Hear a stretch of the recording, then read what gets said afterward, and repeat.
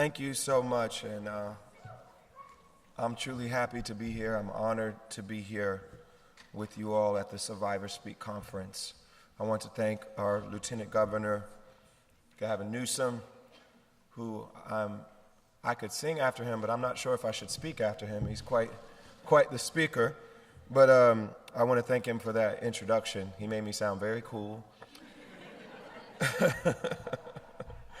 But I honestly want to thank him for his leadership on these issues, because it is not easy always for us to get politicians to put their careers on the line for these types of issues, because it's not always the most obvious, most popular thing to talk about when it comes to reforming our criminal justice system. It's easier for them to be tougher on crime and increase sentences and speak out against people who commit crimes, but for them to reconsider and be more compassionate and be more intelligent and be more wise about these issues is not always the easiest thing.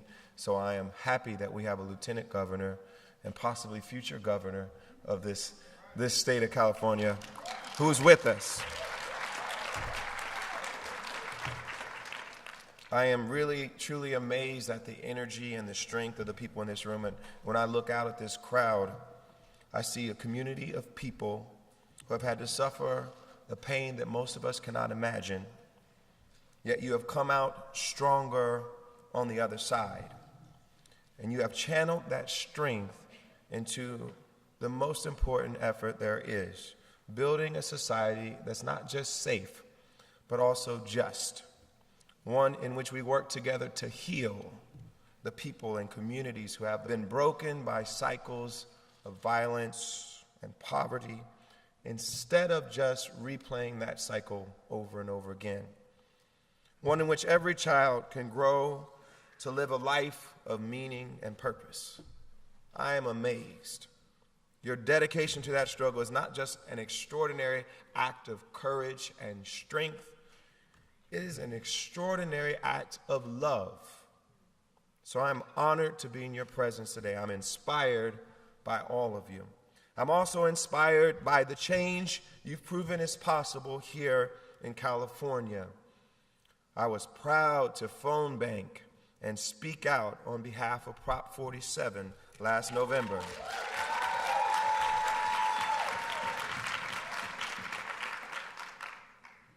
I was proud to make my own contribution to the campaign that many of you led here. You did all the work, but I was happy to bring attention to the work you were doing. And because of your work, tens of thousands of people are now eligible to return to their families. Almost 1 million people are eligible to be freed from the label felon. That is an incredible accomplishment. It should be a model for the rest of the country, and I am committed to doing whatever I can to make sure that other states around this country follow your example. Now, let me say a little bit about how I got involved in this effort. It goes back to a cause I've been working on for nearly a decade now, education, and to my own experience growing up. You see, I was raised in a small blue-collar city in the Midwest called Springfield, Ohio.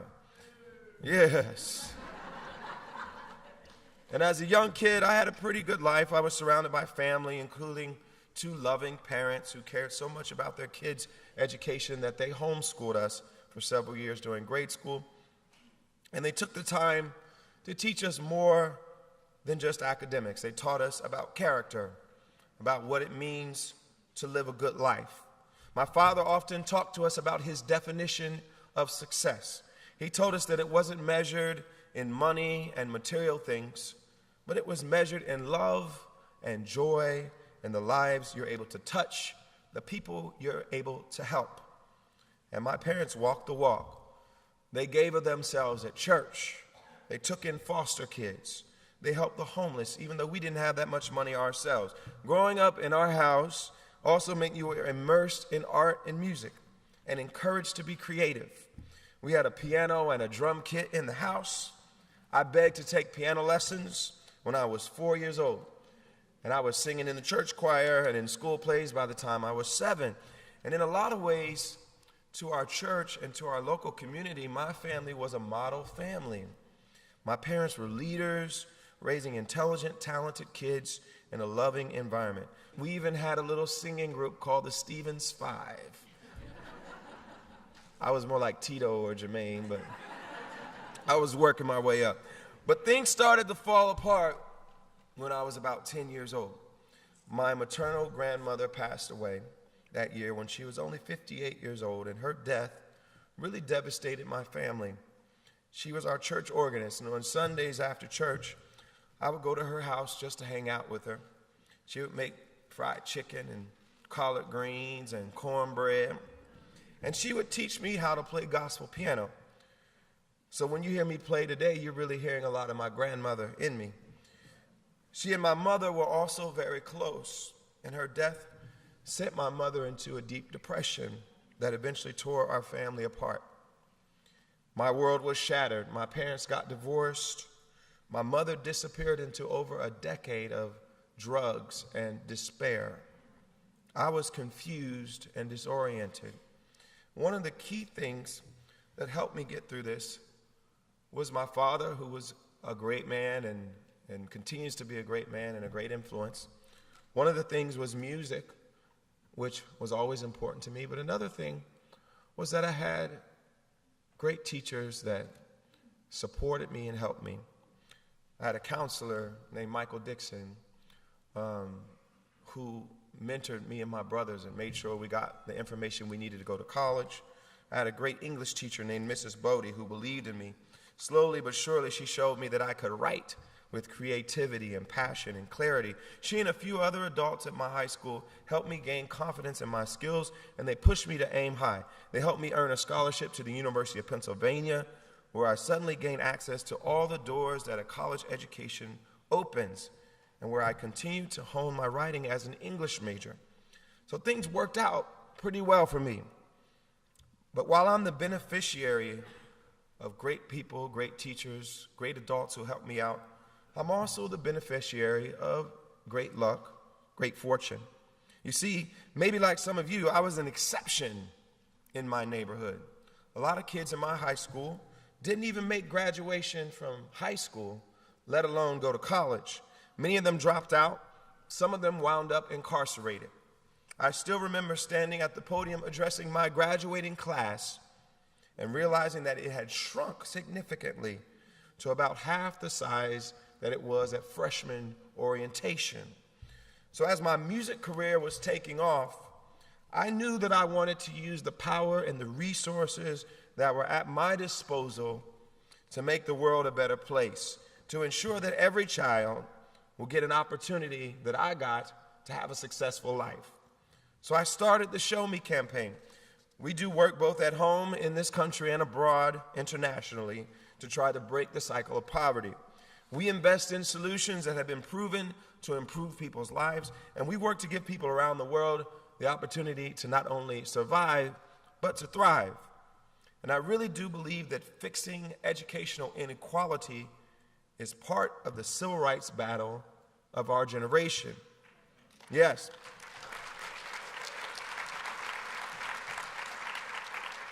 But what I've come to realize is that the fight for educational inequality is deeply tied to the system of mass incarceration that's going on in this country right now.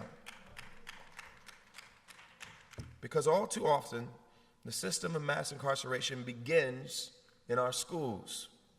It begins with kids who look like me, looks like a lot of you, and many of you who come from poor and working class neighborhoods like my own, and who find that instead of getting a good education, they're being channeled into what we have all taken to calling the school to prison pipeline. What a nasty name, but it's true.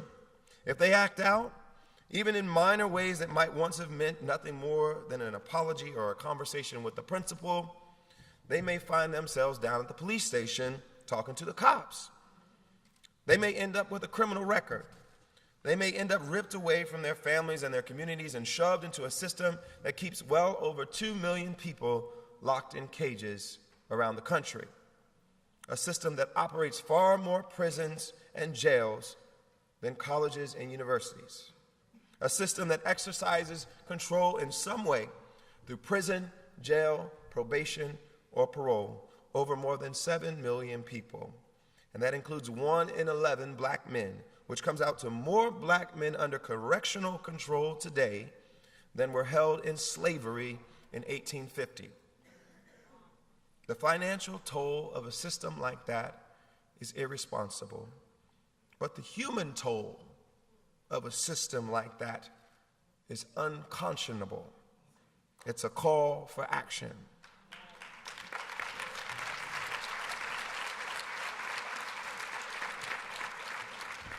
And I saw it myself here in California. I've seen it as I've visited juvenile detention centers, where I met a 15-year-old girl who'd been shuttled from the principal's office to jail for fighting on the schoolyard.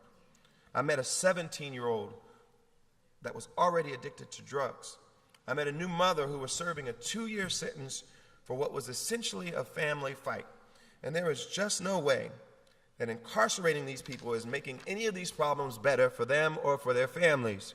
Of course, the same is true all too often at the adult level. Visiting a state prison here in California, I listened to men who were working together to end what for nearly all of them had been generational, cyclical abuse. In one unit, I met a man who'd been raped by the neighborhood bike mechanic since he was a child. Then he murdered that man when he began raping his younger brother. I saw how many of the people incarcerated were struggling with their own trauma or with mental illness or with drug dependency or all of the above. And while some of these men had definitely hurt people, I did not meet anyone with a simple story.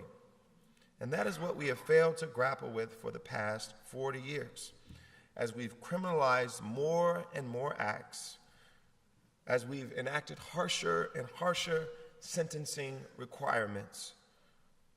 And this is why the power of your advocacy is so crucial. You all have the wisdom to recognize the vital truth that most offenders are themselves survivors of crime, and that the mother who visits a child in prison in the morning is often the same mother who visits another child's grave in the afternoon.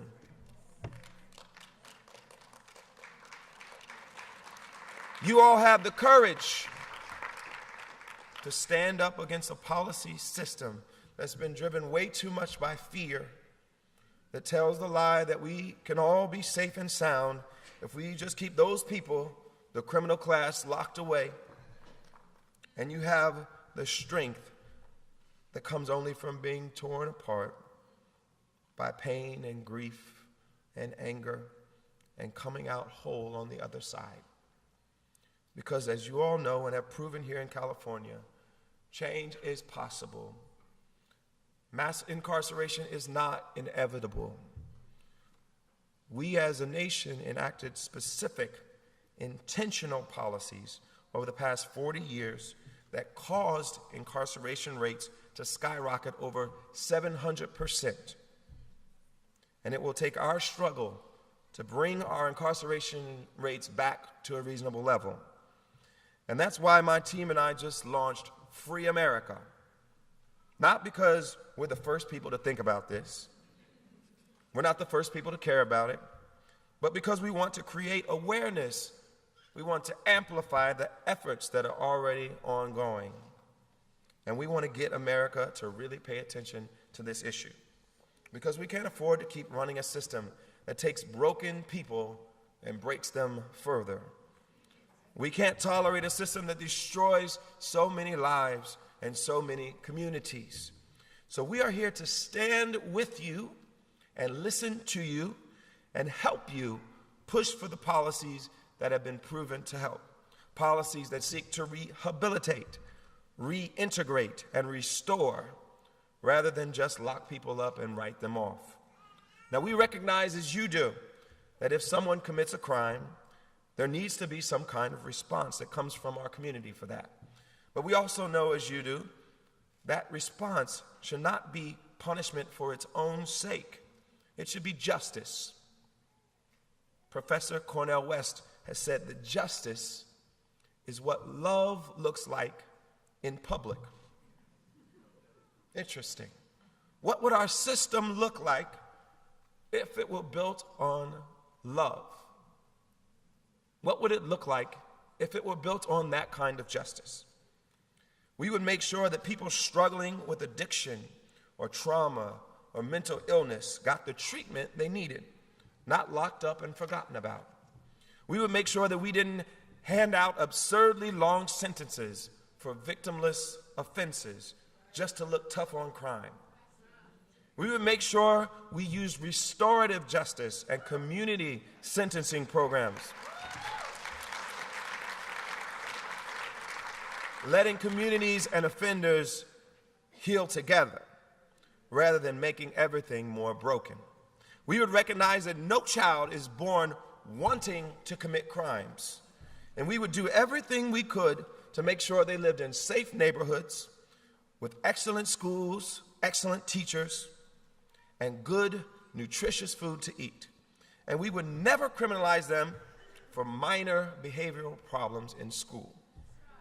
And when some did commit a crime, which some inevitably will, that required they be removed from the rest of society for a period of time, we would make sure that we sent them to a place that it could actually help them get better, not a place where they would be subjected to unsanitary conditions, a lack of health care or nutritious food, and the constant threat of physical and sexual violence.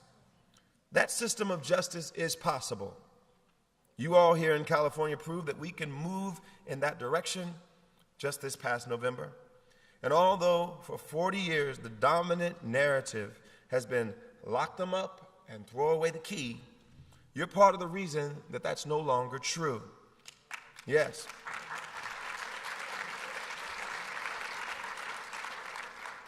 You are helping us build a new, better narrative, one that recognizes that mass incarceration doesn't make us safer, but actually makes us all more vulnerable. It destroys communities, wastes resources, separates families, and ruins lives. And if we're willing to stop punishing so much and instead invest in education, in treatment, in counseling, in fighting poverty, that we can really break the cycles of victimization that are tearing us apart. We can create the kinds of communities where all people can flourish. So I hope you will keep lifting your voice. Share your stories with me and my team, with your neighbors, with the media, with our elected officials. Together, we can not only change the narrative, but we can achieve a system built on love and justice. Now, that does not mean it will be easy. I don't know how many of you had a chance to see the movie Selma yet. Yes. It's a beautiful film, but it makes it very clear that movement building is not light work. You see Dr. King being confronted, being in conflict with his co-organizers. You see him lose his courage, then find it again. You see protesters as victims of state violence, violence inflicted on them by the police that were there, supposed to protect them. You see Dr. King lose his courage and find it again. It's important to know that as we take on these really important issues, that we will have opponents. The road will be as challenging as it is important. But Selma also makes it clear that ordinary people can do extraordinary things when they come together and work for justice.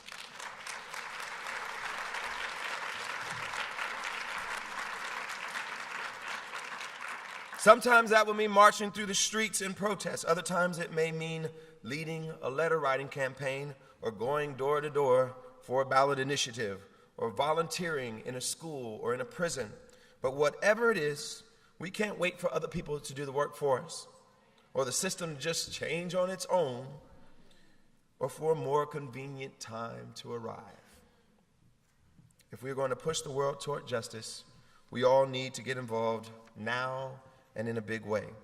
And that is why all of you are so crucial, because like I said, when Carmen and I accepted the Academy Award for Best Original Song this past February, Selma is now, because the struggle for justice is now.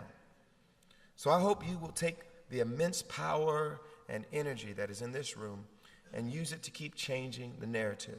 Use it to build on last November's policy victories here in California. Use it to keep changing the entire country system from one built on fear and punishment to one built on courage and healing and love. A hero of mine, an amazing civil rights lawyer named Bryan Stevenson, likes to point out that each of us is more than the worst thing that we've ever done.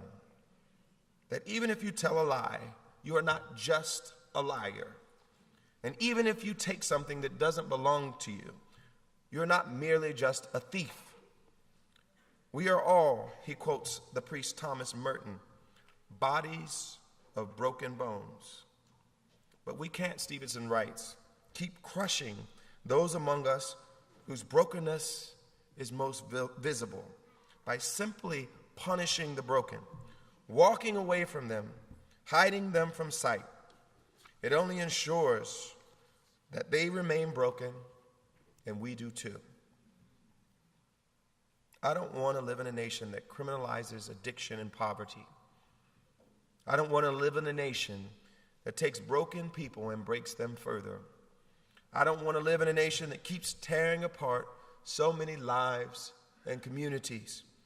And that's why I'm proud to stand with you in this struggle, because I know you don't want that either. And it is through your wisdom, your strength, your courage, and your voice that we're going to change the narrative.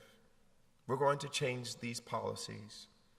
And we're going to rebuild our criminal justice system into one that is truly worthy of the word justice. Thank you all very much. Thank you.